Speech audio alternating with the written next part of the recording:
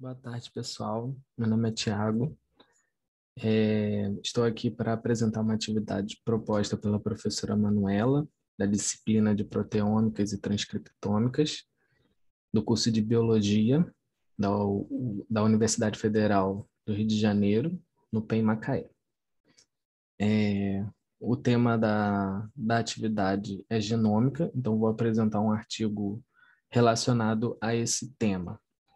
O artigo escolhido foi um artigo voltado para a minha área, né? E eu estou preparando um TCC voltado para essa área de que envolve agrotóxicos. No meu caso, eu falo mais de câncer em humanos, né? A relação do glifosato com formações de câncer em seres humanos, mas aqui nesse artigo já é glifosato em relação a mutações em genomas de bactéria. É um pouco diferente da minha linha, mas né, o tema é bem parecido. Então, o nome do artigo é "O herbicida à base de glifosato Roundup não eleva a mutagênese de Escherichia coli em todo o genoma". Esse artigo é de 2017. Eu encontrei ele no site da PubMed. Então, o artigo começa a dizer que o glifosato, né, conta para que serve o glifosato. Ele mata plantas sensíveis ao inibir a enzima 5, e assim bloquear a síntese de aminoácidos aromáticos como triptofano, trirosina e fenilalanina. O Roundup não o Roundup são os herbicidas mais usados em todo o mundo, tá? O impacto no meio ambiente por meio de lixação do solo e do escoamento de água também aumentou. Então, assim, com a utilização desse herbicida em grande quantidade, né, nós tivemos uma lixiviação do solo maior desse herbicida, e com isso tivemos uma preocupação, né? Os cientistas eles têm essa preocupação no nível de resíduo de glifosato encontrado nos alimentos comerciais e seu impacto potencial nas células renais hepáticas de mamífero, que essa sim é a minha linhagem de estudo do meu TCC, né? E além disso, né, de ter esse impacto na alimentação humana, né, também tem a preocupação dele no solo, a contaminação dele no solo. E o artigo ele utiliza duas técnicas, né? Uma técnica de sequenciamento de genoma completo, a nomenclatura em inglês WGS, e método de acúmulo de mutação, né? Que é a sigla MA.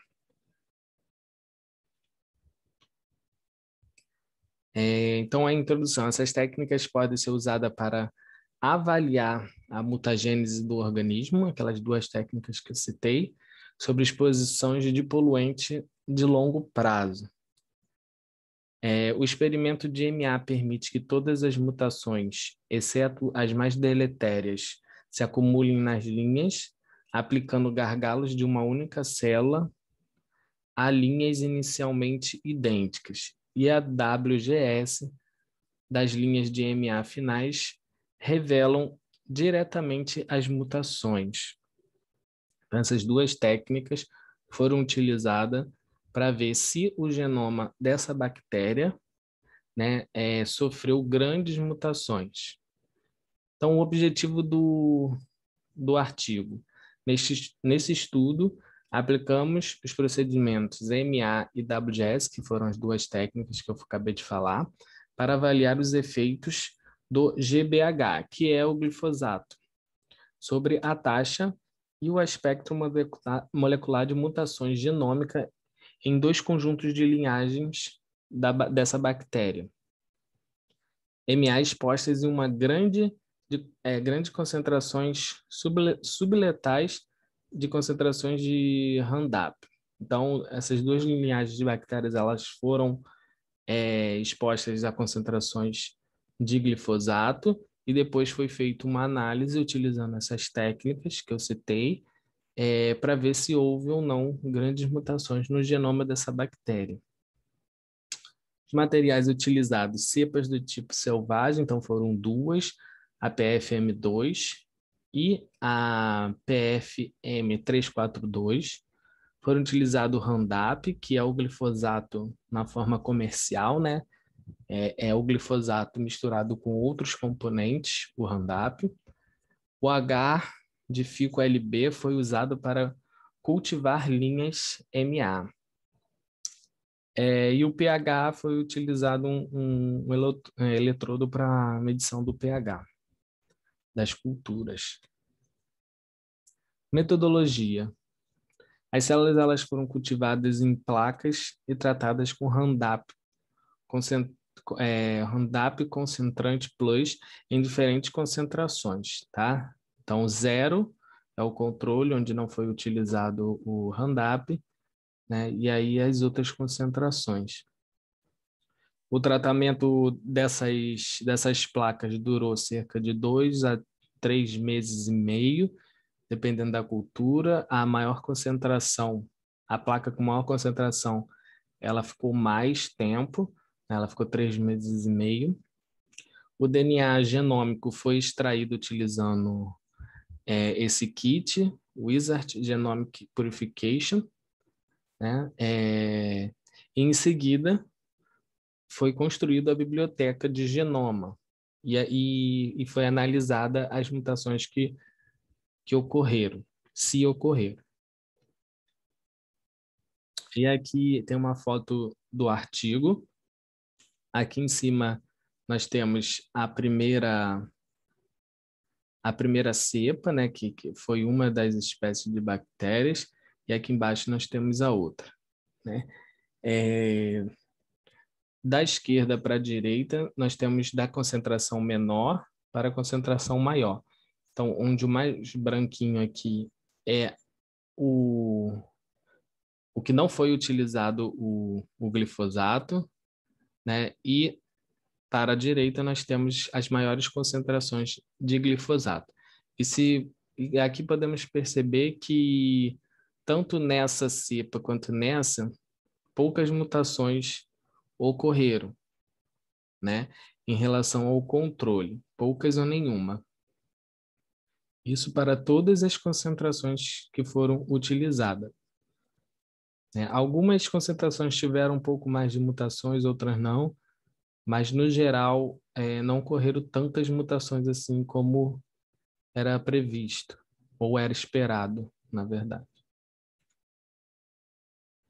A conclusão do artigo. Então, os estudos demonstraram um cenário de pior caso, em que o organismo de teste é continuamente submetido a um nível constante do glifosato, sem partículas de solo carregadas, disponível para absorção do glifosato ou outros produtos químicos no herbicida.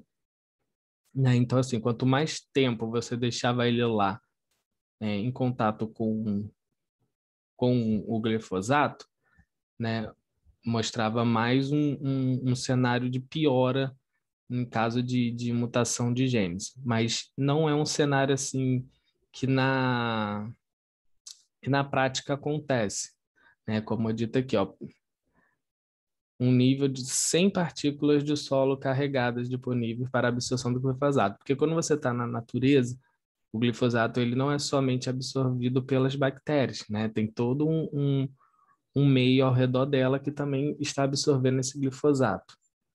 Então, quando você cultiva ela em placa e coloca o glifosato lá, somente ela vai absorver. Então, assim, a gente não pode chegar numa conclusão exata de que, né, vai ocasionar uma mutação no genoma dela, na natureza, porque as condições ambientais são diferentes. Surpreendentemente, mesmo meses de crescimento sobre uma dose de glifosato muito alta não elevou a mutagênese de todo o genoma da bactéria, com base em milhares de mutações diretamente detectadas e não tendenciosas. tá? Então, assim, houve mutações, porém não houve uma mutação total do genoma e nem mutações que pudessem chamar grandes atenções. Não foram mutações tendenciosas, né? E então o artigo ele concluiu, né, que portanto que o glifosato ele não é mutagênico para a bactéria, né? Então, depois de todos esses testes feitos, os cientistas que fizeram artigos eles concluíram que não o glifosato ele não é um mutagênico, né, do genoma de bactérias para essas duas cepas de bactérias. Então é isso, pessoal. Esse foi o artigo. Eu achei um artigo legal, esclarece algumas coisas, porque tem muita polêmica envolvendo agrotóxicos, herbicidas, e é uma linha de pesquisa que eu gosto bastante.